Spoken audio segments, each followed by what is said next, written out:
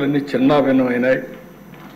కానీ ఈ ప్రభుత్వం ఒక దృఢ సంకల్పంతో మిత్రులు పవన్ కళ్యాణ్ గారు చెప్పినట్టు ఎక్కడా రాజీ పడం ఈ కూటమి ద్వారా తప్పకుండా ఆంధ్ర రాష్ట్రానికి దశ దిశ చూపించే కార్యక్రమానికి శ్రీకారం చుడతాం.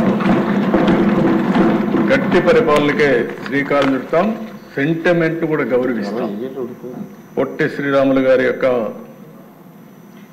ఏదైతే ఆత్మ త్యాగం చేశారో, బలిదానం చేసుకున్నారో, ఆ రోజున డిసెంబర్ వస్తుంది. స్టేట్లో ఒక పెద్ద ఫంక్షన్ చేసి తద్వారా ఆయనకు నివాళులు అర్పించడమే కాకుండా ఆ స్ఫూర్తిని ముందుకు తీసుకుపోదాం.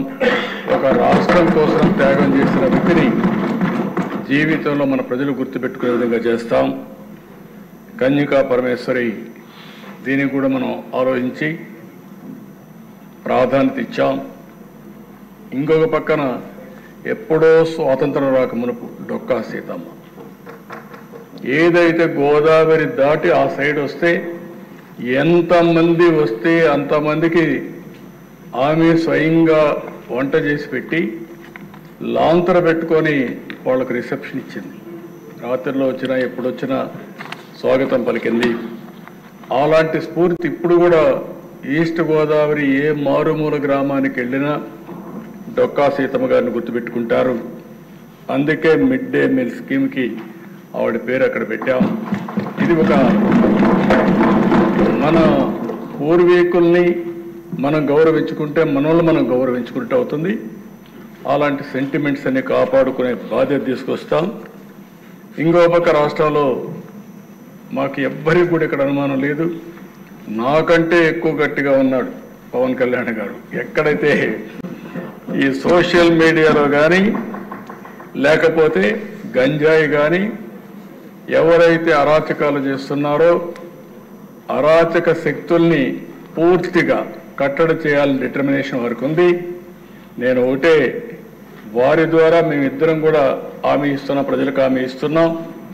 రాజీ పడం, సంఘ విద్రోహక శక్తుల్ని అరికడతాం. ఎవరైనా సోషల్ మీడియా ద్వారా ఏ ఆడబిడ్డని అవమానం చేసే విధంగా ప్రవర్తిస్తే అదే చివరి రోజు వాళ్ళు గుర్తుపెట్టుకోమని మరొక్కసారి హెచ్చరిస్తున్నా. ఈరోజు గౌరవప్రదంగా ఇక్కడికి వచ్చేది ప్రజా జీవితంలో ప్రజా సేవ చేయాలనుకుని వస్తాం. అలాంటిది వచ్చి తెల్లవారితో నిద్రలేచి ఎవడు మన మీద సోషల్ మీడియాలో ఏం పెట్టాడు అని మనం చూసుకోవాల్సిన పరిస్థితి లేదు. రాజకీయాన్ని రాజకీయంగా ఛేదిద్దాం. అదే సమయంలో ఇష్టానుసారంగా క్యారెక్టర్ అసాసినేషన్ చేస్తే మాత్రం వదిలిపెట్టం. గత ఇక మీదట మాత్రం ఏదైతే నేను ఒకటే చెప్తున్నా, నా జీవితంలో నేను ఎక్కడా రాజీ పడను. తీవ్రవాదులపైన పోరాడాను. నా ప్రాణానికి ముప్పు వచ్చినా భయపడలేదు. మత విద్వేషాల్ని కంట్రోల్ చేశాను. ముఠా నాయకుల్ని ఎక్కడికక్కడ కట్టడి చేశాం. ఈరోజు రాయలసీమలో ముఠాలు లేకుండా ఒకప్పుడు సినిమాలు తీస్తే రాయలసీమ కథలే పెట్టేవాడు సినిమాలంతా కూడా. అలాంటిది ఇప్పుడు వాళ్ళు సినిమాలు తీయాలన్న పాత చరిత్ర తీయడమే తప్ప ఇప్పుడు కొత్తగా ఎక్కడ సంఘటనలు లేవు. అలాంటి చరిత్ర రాదు. అదే సమయంలో ఈరోజు రౌడీలు అనేవాళ్ళు కూడా ఉన్నారు, ఇంకా అక్కడక్కడ ఉన్నారు.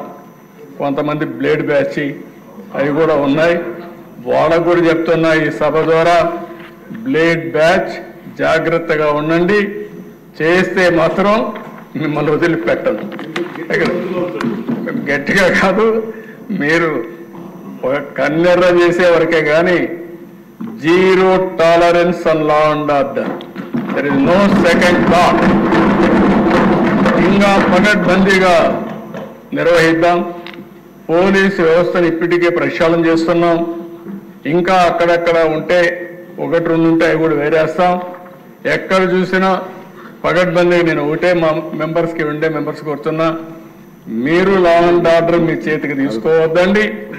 ఎవరైనా సరే లా అండ్ ఆర్డర్కు విఘాతం కలిగించే వ్యక్తులుంటే మాత్రం వాళ్ళని ఉక్కు పాదంతో అణిచివేసే బాధ్యత ఈ ప్రభుత్వాన్ని చెప్పి మరొక్కసారి మీ అందరికీ హామీ ఇస్తున్నా.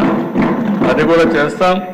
ఇవన్నీ చేసి ఈరోజు పవన్ కళ్యాణ్ గారి తాపత్రయం కూడా మీరు చూశారు. వేరే రాష్ట్రాలకు పోతే వాళ్ళ అభివృద్ధి చూసి ఆ అభివృద్ధి మనం మాట్లాడినప్పుడు మనం చేసుకోలేకపోతున్న బాధ ఉంది. ఈరోజు ఒక హైదరాబాద్ పోయినా, ఒక బెంగళూరు పోయినా, ఒక చెన్నైకి పోయినా, ఒక ముంబైకి పోయినా వాళ్ళు మనకంటే ముందుకు పోయారని బాధ ఉంది. అలాంటి బాధ లేకుండా ఇక్కడ ప్రజలకు కూడా న్యాయం చేసే బాధ్యత ఎన్డీఏ కూటమి తీసుకుంటామని మరొక్కసారి హామీ ఇస్తూ తప్పకుండా జరుగుతుంది. దానికి మొదటి అడుగే నిన్న పెట్టుబడులు రావడం. ఫస్ట్ టైం పెట్టుబడులు వరదలు కూడా ప్రారంభమైనాయి, ఇప్పుడిప్పుడే స్టార్ట్ అయినాయి. మనం కానీ సుపరిపాలన ఇస్తే ఇంకా పెద్ద ఎత్తున పెట్టుబడులు వస్తాయి. ఏ విధంగా చేయాలో అన్నీ చేస్తున్నాయి. మళ్ళీ సంపాదించిన ప్రభుత్వం కష్టపడి పనిచేద్దాం, సంపద సృష్టిద్దాం, ఆదాయాన్ని పెందాం. ప్రతి ఒక్క రూపాయి కూడా పేదవాళ్ళ కోసం ఖర్చు పెడదాం. ఇది నిరంతరం చేసే కార్యక్రమం. మన స్టేక్ హోల్డర్స్ అంతా ప్రజలు. ఆ ప్రజల్లో కూడా పేదవాళ్ళకి మనం అండగా ఉండాల్సిన అవసరం ఉంది. అందుకే వీలైతే నేను ఆలోచిస్తున్నా, జనవరి నుంచి P4 పాలసీ తీసుకొచ్చి ఒక 15 లక్షల మందో 20 లక్షల మంది BPL ఫ్యామిలీస్ ఉన్నాయి. ఆ 20 లక్షల మందిని ముందు ఫోకస్ చేసి వాళ్ళ పైకి తీసుకొద్దాం.